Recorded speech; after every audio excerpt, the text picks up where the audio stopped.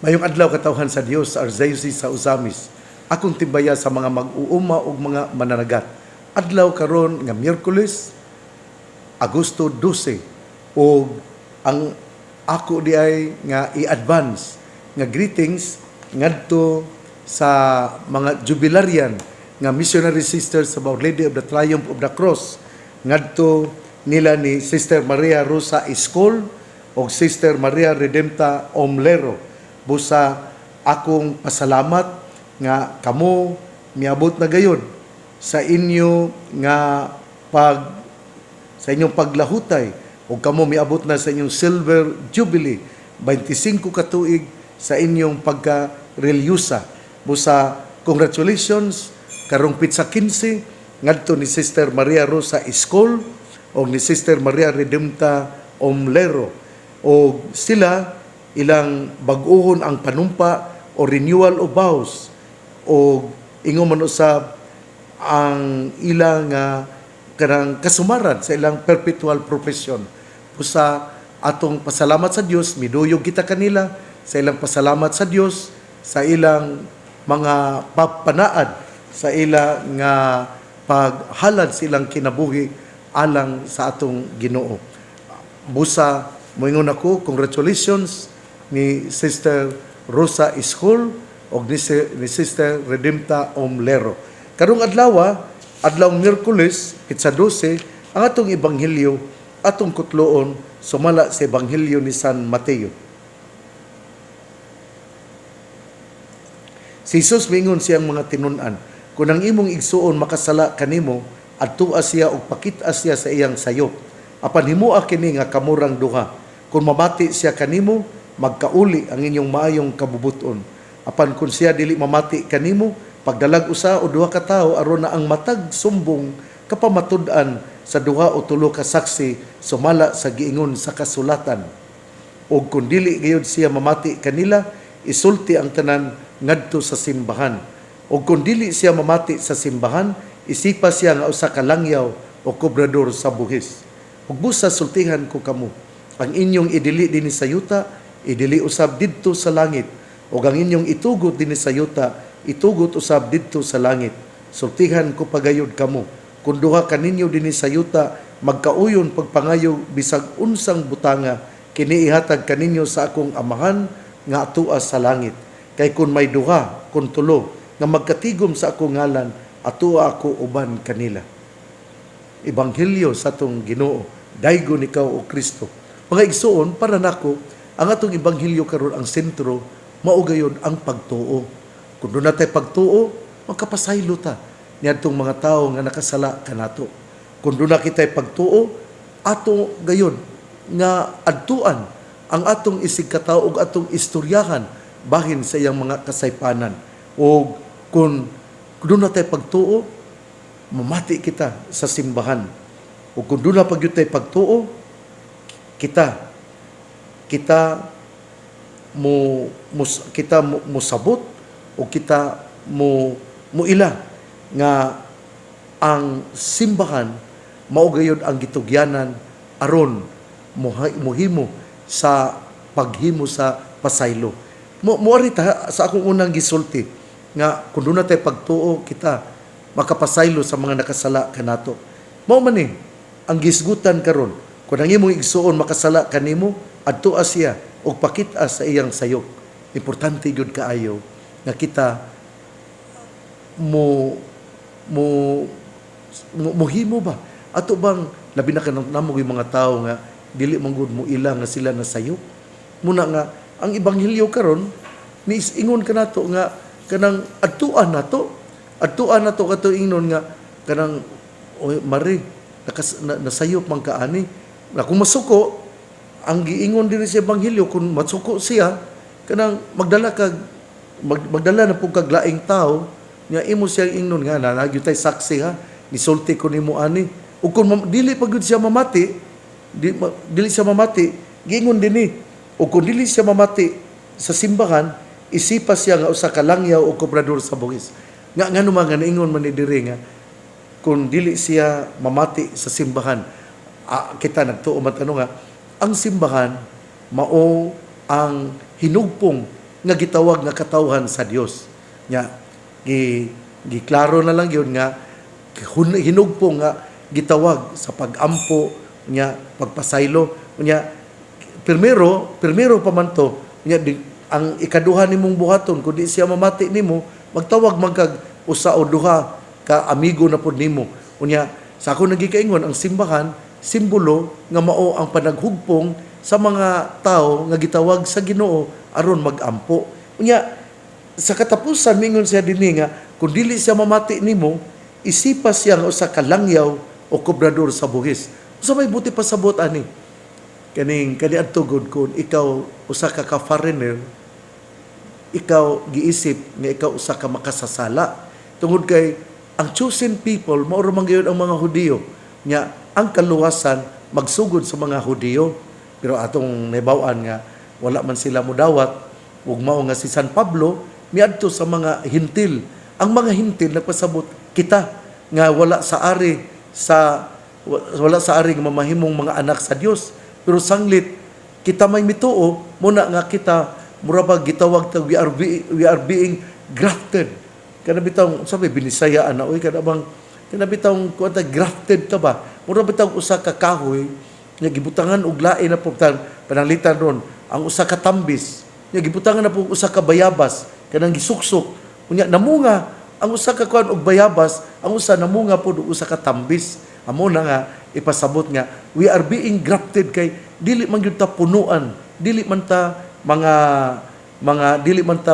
Hudiyo pero sanglit ang mga Hudiyo wala man mutuo sa tong Ginoo kadaghanan na mo ng mga Hudiyo nga kining nagtuo na pod ron mga Katoliko pero atong una wala man gyud mo na nga si San Pablo mao ang misyonero ngadto sa mga hintil mao na nga miadto siya sa lain-laing lugar ug iyang gikonverter ang maong mga katawhan ug mao ni nga ningon dinhi kung dili sila mutuo nimo isipa siya nga usa ka langyaw o kobrador sa buhis akita sayod na kung maghisgot na galing kobrador sa buhis gituhuan nga siya usa ka makasasala mao kini ang unang punto nga kung doon natin pagtuo kita makapasaylo sa atong isig ka tao o doon na po'y giingon diri nga kining ang usa ka gahom ang gahom gihatag sa simbahan mo na nga ningon diri sultihan ko kamo ang idili didto sa langit idili usab ang idili dinhi sa yuta idili usab didto sa langit unsa may gidili sa simbahan dinhi sa yuta abortion ang pagpatay sa imong kaugalingong anak gidili magyud na kay life is precious whether you like it or not kanang kuan gyud ang kinabuhi pirmi gyud nga gipanalipdan sa simbahan mo na nga ang simbahan atakihon og maayo pero kining ang uban ba kining mag-abort pero magdadalag iro nya adto dadon sa asan dapita nya abortionista ba din siya nga adili tanan nga nagdalag iro ha bantay mingon mo nako nga ingon si bishop nga ang nagdalag iro mga abortionist dili ang uban ba kana bang nay uban nga nagpangga og iro nagpangga og mga itoy o uban pa na dinha pero ang ilang kaugalingong anak ilan na nung gipatay ilang giabort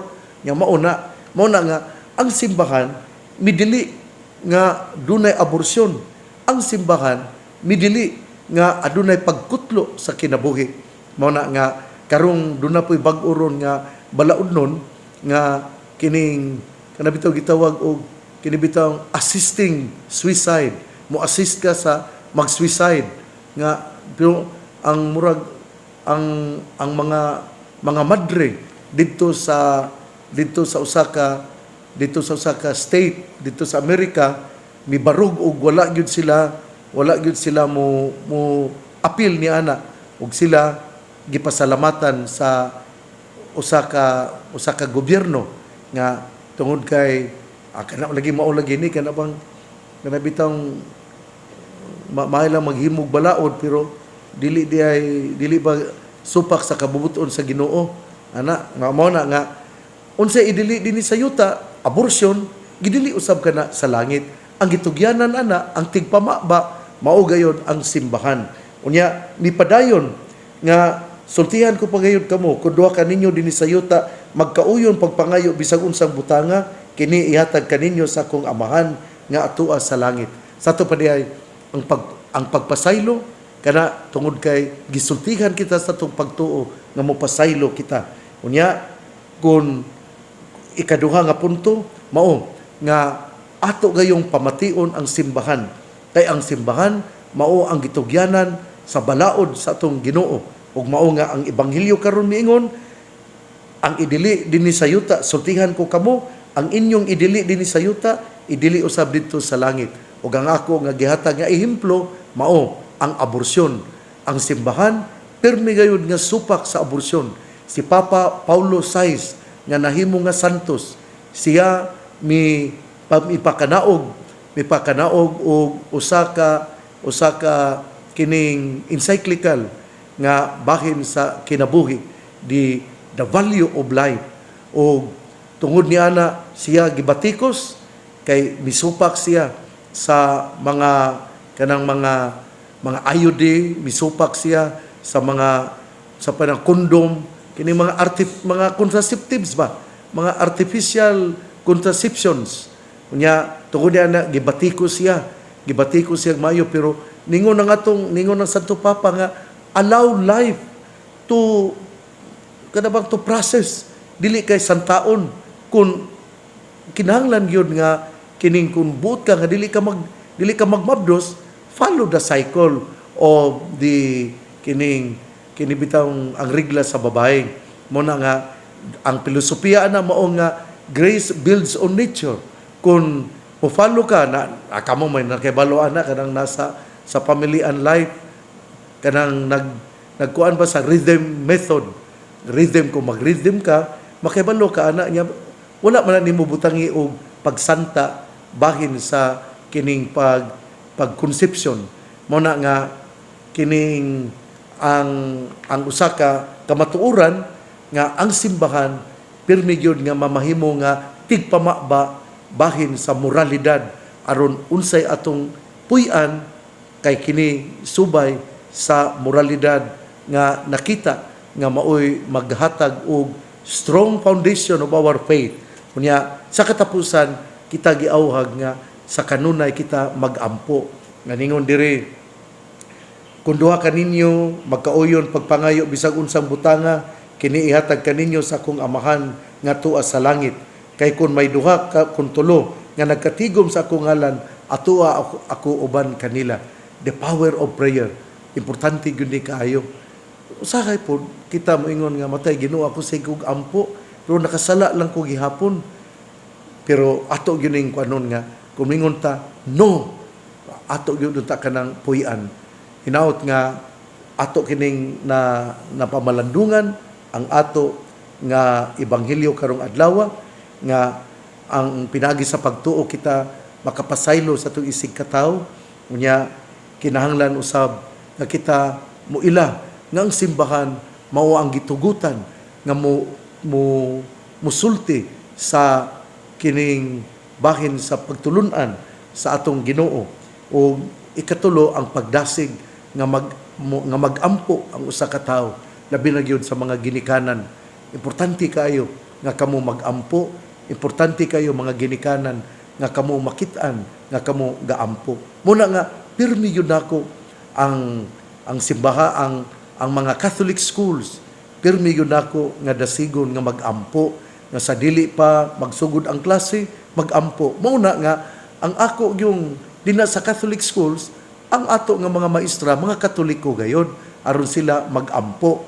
Kunya doon na po ang dina sa itong mga Catholic schools, naapod ang gitawag og kining JKK, Gagmayng Kristohanong Katilingban. Anaa sila magampo sa ebanghelyo, unya kining namalandong sila. Hinaut nga inyo gyud ni nga mapuy-an mga kabatanunan, mga estudyante, ingon mo usab mga maestra nga anaa sa ato nga kining sa ato nga mga katutunghaan sa mga Katoliko. Ang luoy lang ba tungod kay dina sa mga public schools ambot og naa pa kay pagampo kay namay uban labi na kung dili Katoliko dili katoliko ang principal, masuko man siya nga magampo. Mano masuko man ka nga gitawag ang Ginoo. Kisam di tawgo na to ang yawa. Kana bang kana magsigi og sangpit sa yawa. Puy-an kag yun sa yawa. Mao bitaw na nga pirmi na kong ingnon ang mga tao nga dili mo musangpit sa yawa. Ang inyong sangpiton ang Ginoo. Kay kung inyo galing sangpiton ang yawa mo ay modominar sa inyong kinabuhi. Magsige mo pamalikas, ang yawa mo puyo sa inyong kinabuhi. Magsige mo og kining sultig dautan, ang yawa mo ay mupuyo sa imong kinabuhi. Mao na nga puy-an ka, ingon ka gisaniban. Ang sana gisanipa, ang sa banay tawag ninyo din na nga kay nga naman, sige mo kag tawag sa yawa, upuyo siya nimo. Mo na nga akong hangyoon nga ayaw ka og tawag sa yawa. Imong tawgon ang mga anghel, mahal nga Birhen Maria, puy ako, uban ka nako ana, Ginoo, patalinghugi ako. Atong hinumduman ha, nga kining ang ebanghelyo biya natong Domingo, si Pedro samtang nagtutok siya sa tong Ginoo, wa gyud siya maunlod. Pero sa diyang mitan-aw siya nga daay hangin og naay dakong balod, miunlod siya nganuman. Kung ato nagali nga imurag isalikway ang atong Ginoo ug dili na ipunting ang atong mga mata sa Ginoo, mutidlom gyud ta o mawala gyud ta sa dagan sa mga maayong buhat. Pero kung we fixed our gaze on Jesus, then we walk in the path of righteousness. Munang importante gyud kaayo nga ato yung nga ipunting ang atong mga mata dinha sa atong Ginoo. Hinaot nga ako inyong nahinumduman, ako moingon, we continue to pray. Ato gyud ipadayon ang pag-ampo ug mao kini ang katapusan nga gihangyo sa atong ebanghelyo karon nga atong gikutlo sumala sa ebanghelyo ni San Mateo kapitulo 18 bersikulo 15 hangtod sa 20. Ug dinha sa katapusan nga mga bersikulo gahangyo nga ato gayon nga puy-an ang pagka maampoon. Ikaw nga namati nako karon, na kay panahon nga magampo. Ikaw nga namati nako karon, isip ikaw isip amahan. Do na kay panahon sa pagampo o permi ka ba hinuon nga atua sa tarian? Permi ka ba hinuon nga atua lamang sa mga lugar dinana ang sugal? Tagay po panahon ng pagampo. Ikaw inahan, dasiga ang imong bana nga magdungan kamo sa pagampo. Magpiko sa inyong tuhod bisag 2 minutos lang. Magampo mo sa amahan namo, magampo sa Magimaya ka Maria, magampo sa Gloria, himaya sa amahan. Nindot na gyud kaayo kana. Mao kini nga akong hangyo tambag sa mga ginikanan. We have to give more, we have to show to our children that we know how to pray, that we are prayerful. Importante yun na kaayo, mga ginikanan. Ang mayong balita, ang mong pulong ni Jesus, ang ngayang pamation, pamalandungan, o paningkamutan nga mapuy-an. Bulan ang tao nga namati sa pulong sa Ginoo, sama sa kahoy nga gitanom, daplin sa usa ka sapa, kansang dahon dili gayon malaya. Tempo sa timbunga siya mamunga, igsuon, ugma na usab. Akong dasigon ang mga katawhan dinha sa nagkalain-lain nga mga lungsod, dinha sa mga kabukiran nga mudulhog kita og moari dinhi sa Kuta Shrine. Ato nga iampo ang ato nga mga intensyon. Magampo kita og atong isugid ngadto ni Mama Mary ang ato nga mga gikinahanglan sa kinabuhi. Ang atong inahan dili gayud mubiya kanato, dili gayud mo lingiw kanato. Pamation gayud kita kay siya inahan nga maluluyon. Our Lady of Perpetual Help. Mao kana si Mama Mary, ang Birhen sa Kuta. Mo na nga atong ipakita ang atong pagtuo, atong dadon ang atong mga anak dinha sa Kuta Shrine. Atong dasiga ang imong bana nga moadto usab sa Kuta Shrine. Importante nga naa ang Ginoo sa atong kinabuhi. Nindot biya ang slogan ni Mayor Ben Kanama, una ang Ginoo. Dina sa panimalay, una ang Ginoo. Dina sa eskwelahan, una ang Ginoo. Dinha sa opisina, una ang Ginoo. Magampo ta aron kita ilikay sa mga kadautan. Dili ta masuko nga adunay magampo. Atong sangpiton ang pangaliya sa mahal nga Birhen Maria, ang gisangpit sa mga matuohon nga mga misamisnon nga birhen sa kuta. Ug kamo na dili Katoliko, hatagin niyo panahon ang pangamuyo nga musangpit sa inahan. Ngano mo ang Biblia day niingon di ay nga ayaw niyo sangpita si Mama Mary. Isugod sulti ko no kung asang bersikulo nga miingon nga ayaw og sangpita si Maria. Kamo ra may gamao-mao ana mga dili Katoliko nga dili niyo sangpiton si Maria. Nya naa din sa Biblia nga niingon nga ayaw sangpita si Maria. Si Mama Mary ang inahan ni Jesucristo. Wala yun na. Wala po mo ingon nga kining, wala po magdili nga ato kining sangpiton busa kamo nga mga dili Katoliko. Kung pag-ampo gali ang inyong maestra, paampo Hinoon, di ko makakuan ninyo, pero naabiya sa kuan ha. Doon na biyay kasuguan nga kinahanglan doon na values formation. Nga ang values formation sa mga Katoliko mao ang pagtudlo sa kateksismo. Nya mao na nga mga lain nga mga tinuoan nga mga prinsipal ayon niyog did nga magtudlo og kateksismo dinha sa mga public schools. Hinaot nga inyo kong masabtan, ako lang ni klaro-klaro para madunggan yun dayon. Kung masuko mo nako, masayloa ako. Pero mauni ang gimbutan sa ato nga balaod nga dunay values formation nga bahin sa mga Catholic students. Wayo po ninyo hatag ang alas 11:30 pamauli naman na di man na maayo kay iparte man gyud sa klase ang mao nga kining values formation. Wala na ron ang good manners and right conduct. Gikuha man ninyo nya mao na nga ato rong kalibutan labi na ni Pilipinas gasamok og maayo ang hunahuna politika ra gyud. Ato yung taktakon ang vice presidente aron kining mawala na siya. Kanya kung mawala na siya, ano man politika sobrang politika dili maayo. Hinaot nga ato ning masabtan. Ang pangaliya sa mahal nga Birhen Maria ang gigisangpit sa mga misamisnon nga birhen sa kuta, ang Ginoo magapanalangin kanatong tanan sa ngalan samahan sa Anak ug sa Espiritu Santo. Amen.